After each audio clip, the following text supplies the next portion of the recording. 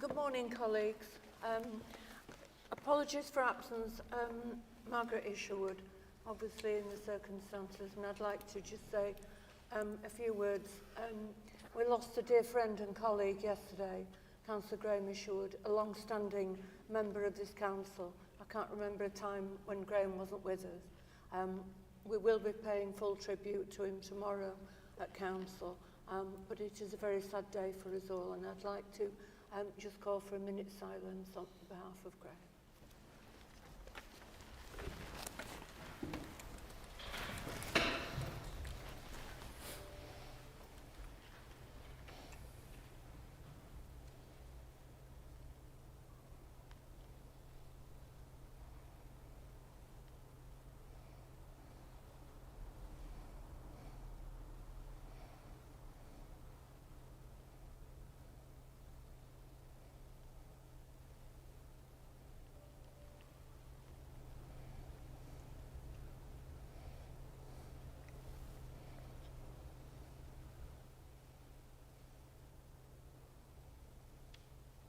Okay, thank you.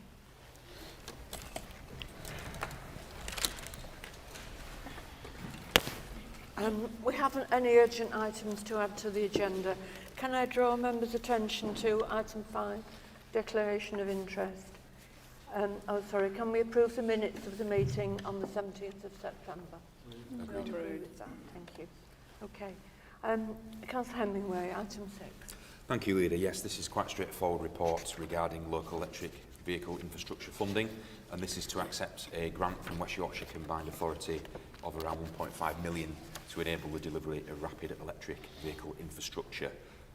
This is primarily to support our district-wide net zero ambitions in line with the West Yorkshire target of net zero by 2038, and this will see us work with partners to deliver rapid electric charging points around the district.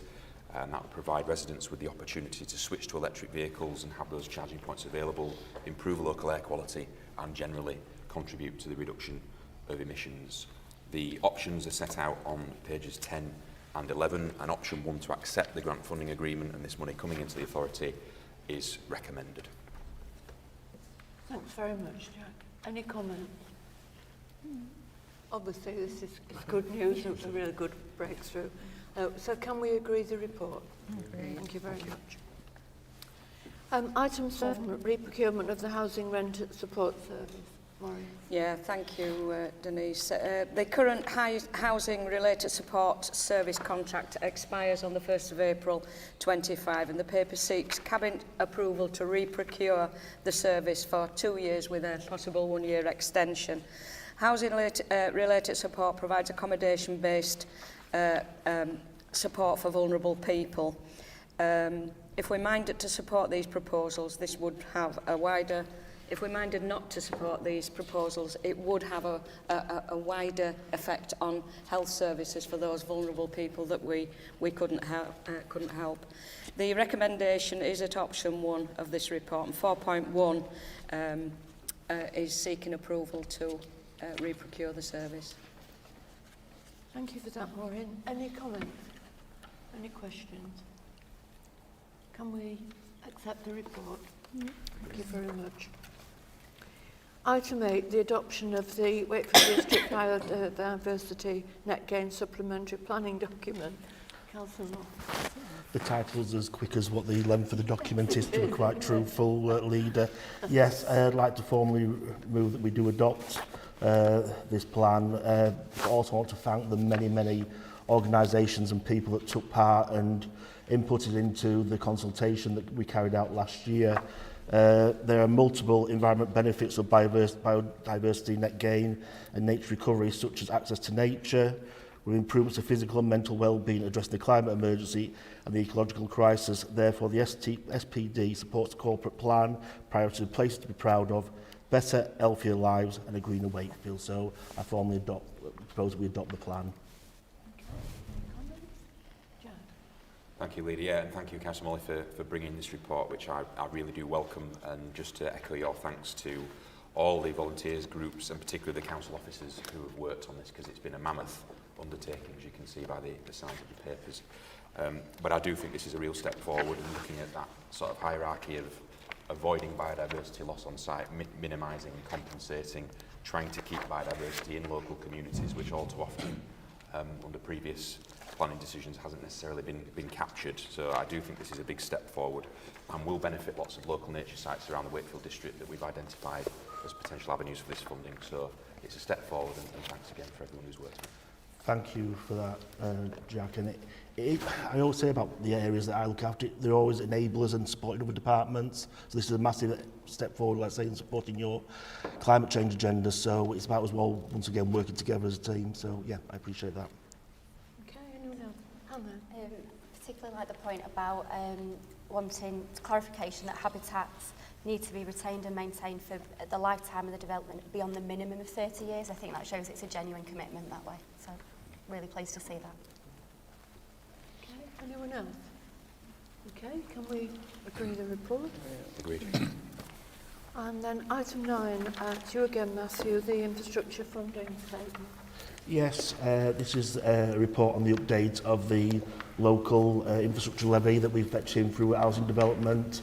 Once again, it's listed there, the money that is in the district-wide pot and also the pots of money that local members have control over.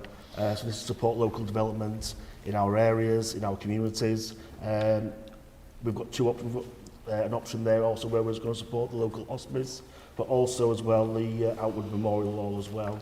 So can I recommend that we move option 4.1 on page 253, please? Yeah, thank you for that. I think it's really good that we're able to help the hospice and other buildings and to use the money in the right way for across our communities. I think that's really a really good way of doing it. So thank you for bringing this report.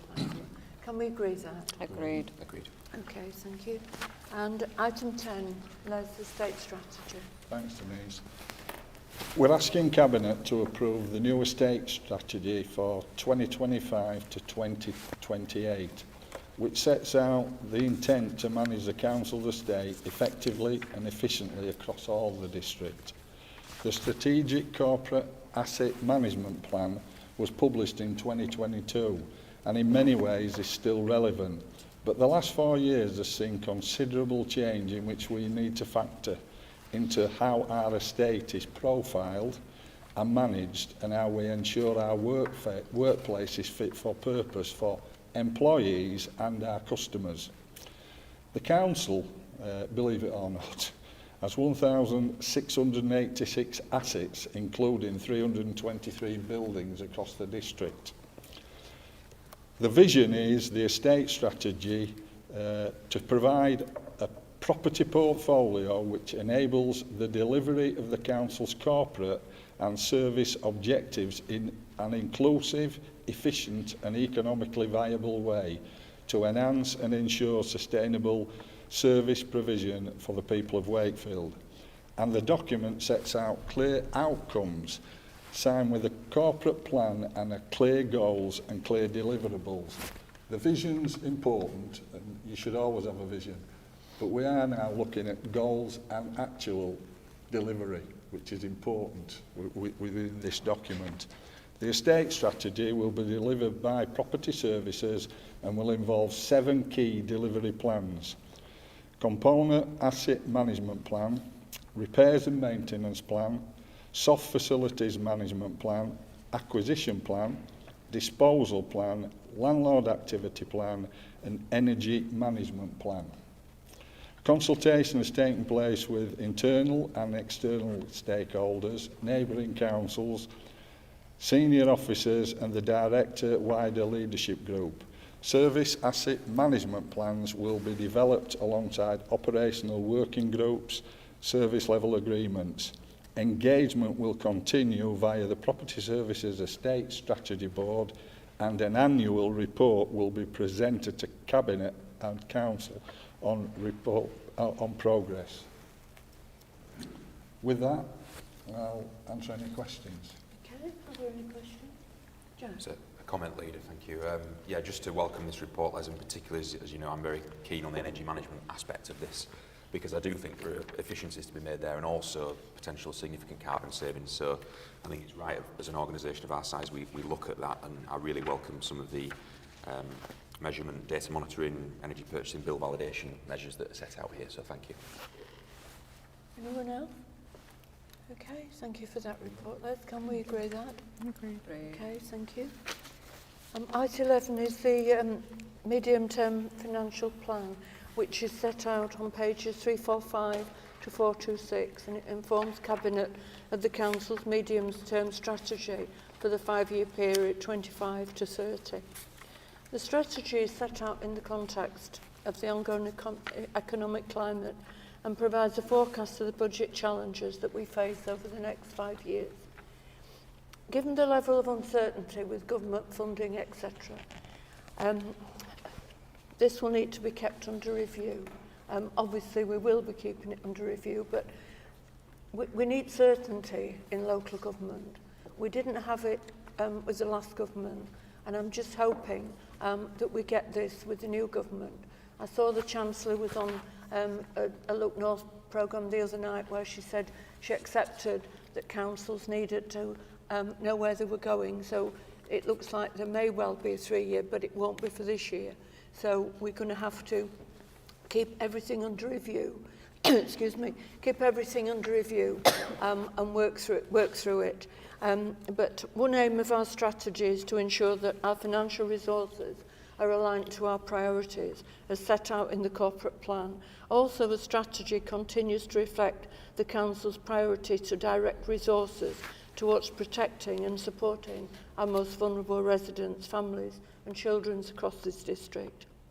Like every council, and I'm sure probably some of you saw the local calendar and Look North last night, the challenges that were being faced by councils across this country, particularly in our West Yorkshire family, Leeds and Bradford, have had to get assistance from government, which of course will have to be paid back at some time. We're not in that situation, but we have to make sure that our budgets are balanced and we make some very tough and difficult decisions over the next few years. As already mentioned, this is a number of stages involved in setting out our 25-26 budget. Section 3.9 of the report provides details of key dates in the timetable, culminating in the Budget Council on the 3rd of March. Our responsible financial management and the difficult choices we've made means that the Council is still here for everyone who relies on us. And people do. People come to the Council for absolutely everything. They think that we run the bus services, that we manage the health service. They expect us to do absolutely everything. And it is a difficult situation, but we are here for the people and residents of our district. So finally, the recommendations are set out in section 2 of the covering report, and I ask that colleagues approve the strategy. Any questions? Okay, thank you. Can we agree the report? Agreed. Thank you. The Youth Justice Service Plan, obviously Margaret would have put this forward, so I'll ask Helen to move the report or say a few words, Helen. Thank you. I'm asking for approval to submit the Youth Justice Service Strategic Plan. Local authorities have a statutory duty to formulate and deliver an annual youth justice plan, setting out how services will be provided and funded, and how youth offending teams are composed, funded, and how they operate and what functions they carry out. This is a comprehensive plan that sets out key priorities for youth justice in Wakefield over the next 24 months and is supported by a development plan that, with actions, timescales, measures to understand the impact of our work with children and families. Wakefield is committed to delivering child-first services.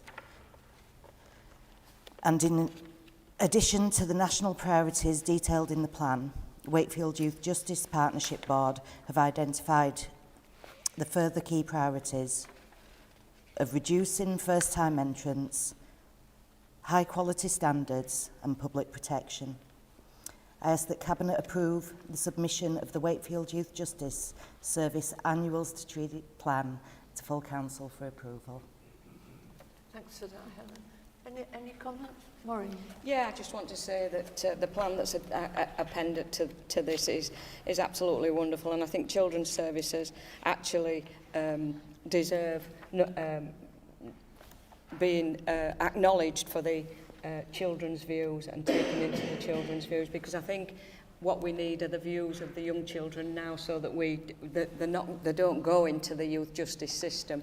I know that, as chair of the CSP, we are the lowest in West Yorkshire for youth offending, and it can only be because we actually take the voice of the child early on, and we listen to them.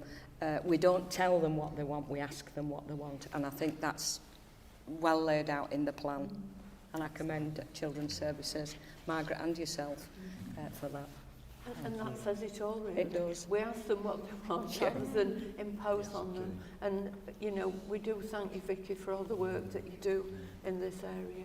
Jen? Thanks, Denise. Yeah, I fully agree with what Maureen's just said, and I just wanted to highlight in particular something that I think has been a real credit to the service and an achievement is the turnaround project. Yeah. So 78 children have been involved with the project and only one has gone on to offend, which is an astonishing success rate. So I really think that should be promoted, and thanks again to Helen and Margaret and Vicky and all the team for working on this. It really is a good document. Thank you, Yeah. Jeff. Okay. Can we accept the report? Thanks very much, Helen. The last item, item 13, is the Council Tax Support Scheme. Les?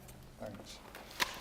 This report, which commences on agenda page 487, seeks approval to retain the existing local council tax support scheme for 2025/26.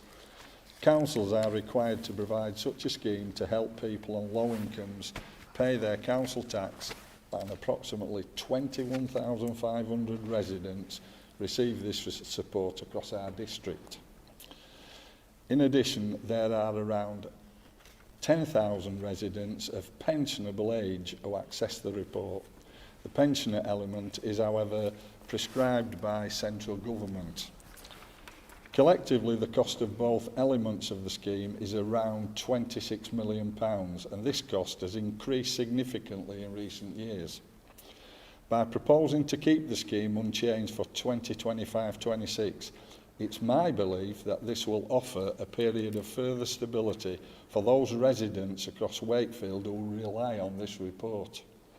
The recommendation is set out at 2.1 of the report and is for Cabinet to recommend to Council that the scheme remains unchanged. If agreed, this will go to Council tomorrow for approval in advance of the statutory deadline, and I think we can all agree that this is a need and a must going forward.